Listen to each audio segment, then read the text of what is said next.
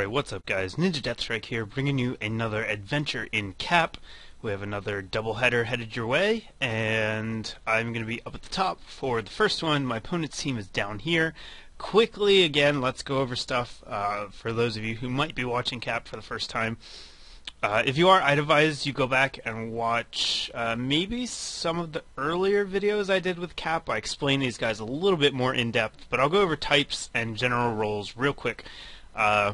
We'll start with my team. This is Necturna. She's a grass ghost who is kind of a leech seeder, bulky leech seeder, especially defensive with a solid attack.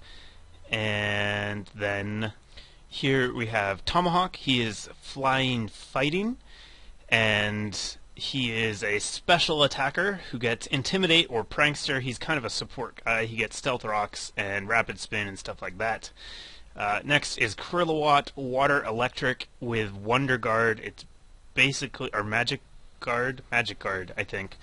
I always get those two confused. It's basically a better Lantern. Tons of HP, good special attack, pretty quick. Just an all-around great Pokemon with Magic Guard, so it doesn't take residual damage.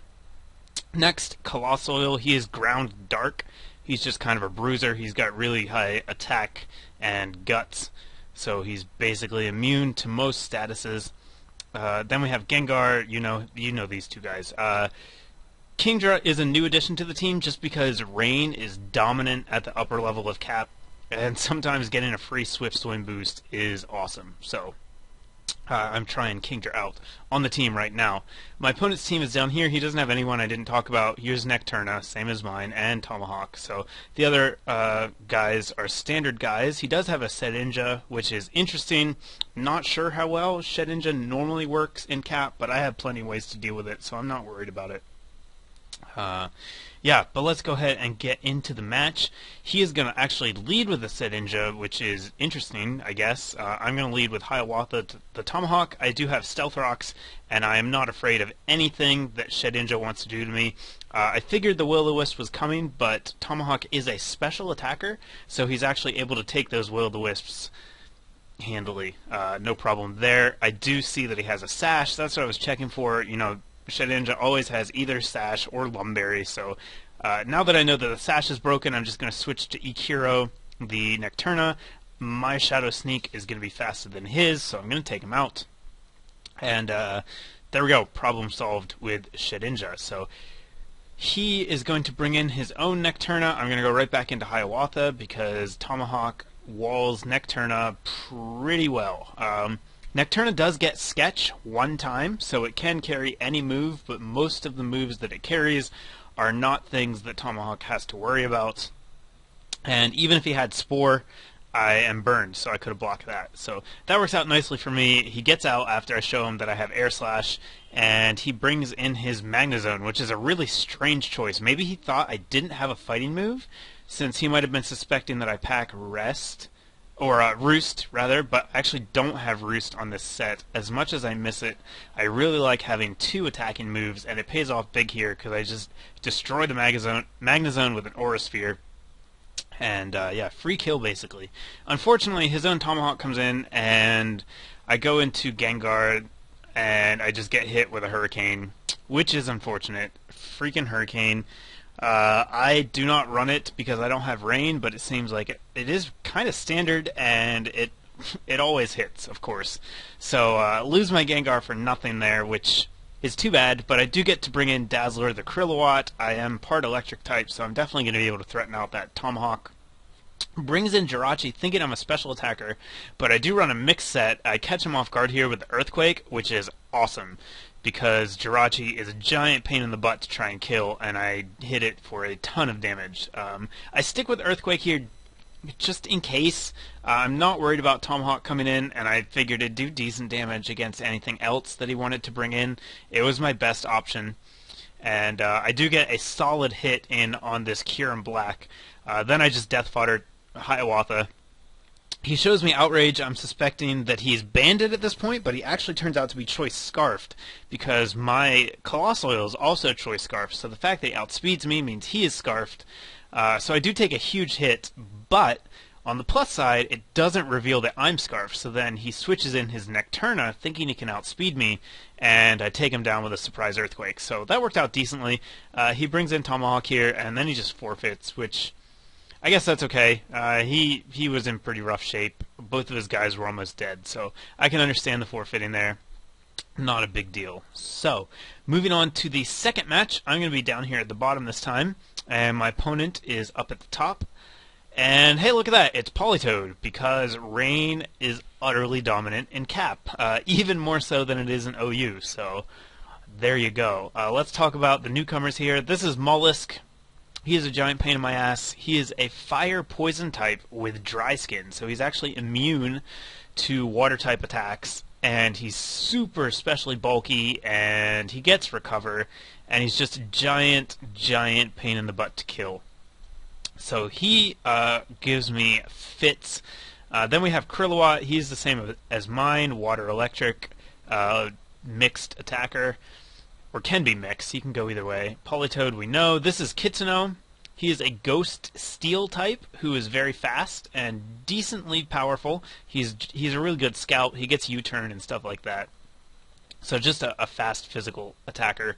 Tomahawk we know, and Scissor we know. So yeah, priority number one is going to be killing the Mollusk, because it just, I hate it. And both the Scissor and the Kitsuno are really threatening as well. So he's packing a lot of threats. I'm going to have to play pretty carefully if I want to be able to win.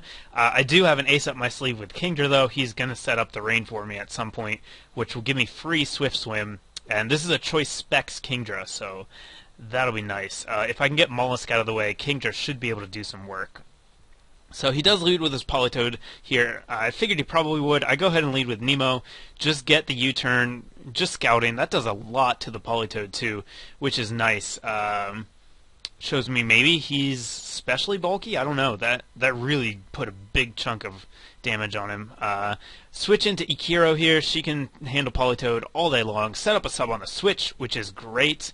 Now, this is my old Necturna set. It did have Soak, and I wasn't sure how Soak and Water Absorb would interact, so I go for the Soak basically just to see what would happen, because I had no idea. That's an interaction you never run across, but it turns out he is immune to the Soak. So I kind of waste my sub, but hey, I learned something new. So I switch into Nemo here, get him in safe. He is going to switch out, and I'm just going to U-turn. I didn't want to go for the Earthquake yet. I figured he would probably switch out since Colossal is faster than Mollusk generally. So I get some switch initiative, go into the Shadow here, and this time I don't have to take a Hurricane as I come in. I'm able to set up a sub and block the Hurricane, and now I can disable it, which is good because it is raining, so Hurricane will have 100% accuracy. Shut down the Hurricane there. And he is going to taunt me, which was a nice play on his part. He is Prankster instead of Intimidate, so that taunt gets priority.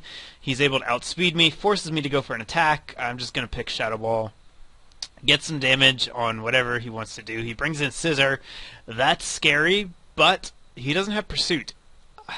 You guys, run Pursuit. It's good. He does show me Sword Stance, though, so that makes a little more sense. He's not the choice-banded one.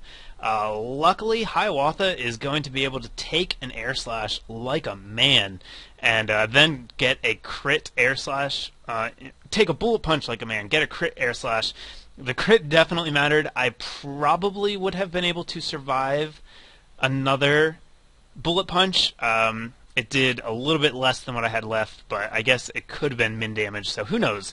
In any case, Crescendo comes in, free rain means double speed, means Draco Meteors all day long, or Hydro Pump. Yeah, I didn't think that he'd switch right into Mollusk, so go for the Hydro Pump, take out the Politoed who resists it, and I am in pretty good shape here. One sec, I gotta pause, sorry. Alright, sorry about that, guys. Let's go ahead and resume. Yeah, so Necturna basically just going to be death fodder here. I did not expect to survive that Hurricane, but oh well. It's going to let me get in a Shadow Sneak and then just die. I basically just needed a free switch in here, and she bought me that. So this is the last match I had this set on Nocturna. I've actually switched her up to a Leech Seed variant, which I like a whole lot more. Honestly, I should probably just run Celebi, but I like Nocturna's, I guess, style more. I like the concept of it, so I just stick with her because I like her better. Anyhow, that is neither here nor there. I do figure out that the Mollusk is choiced, I believe, at this point. So once I see that he locks himself into Thunder, yeah, Nemo can come in on that, no problem. Switch out here, get some switch initiative, go into Dazzler, threaten super effective attack, and hey, look at that, Mollusk is back, being a giant cock. But Dazzler has Earthquake. I love mixed Krilliwatt so much. No one ever expects that Earthquake, and yeah, so I kill Mollusk. That makes me happy. I know that I can take an I know I can take an Earth attack from his Mollusk, so I take it and then I switch out. He does predict that nicely, goes for the Thunderbolt. He maybe predicted Tomahawk to come in, but in any case, it does a ton of damage to the Shadow. Luckily, I know that I'm faster, so I can threaten him out. He goes back into his Tomahawk as he's going to roost up. I'm just going to stick with the Shadow Ball. Hurricane here could be problematic, so I'm going to try and get a sub and block it, and I do predict correctly, block the Hurricane, and now I can either go for the disable or I can just attack, and I choose just to attack. I was predicting maybe the taunt there, but he does go for the roost, which is okay. Now I'm okay with attacking. If he wants to go for Hurricane, he can take me out. That's what he chooses to do, but it does mean that he's not able to roost. So now he's at pretty low health, and even after roost, Mollusk is gone. So choice specs, modest, max special attack, Hydro Pump in the rain.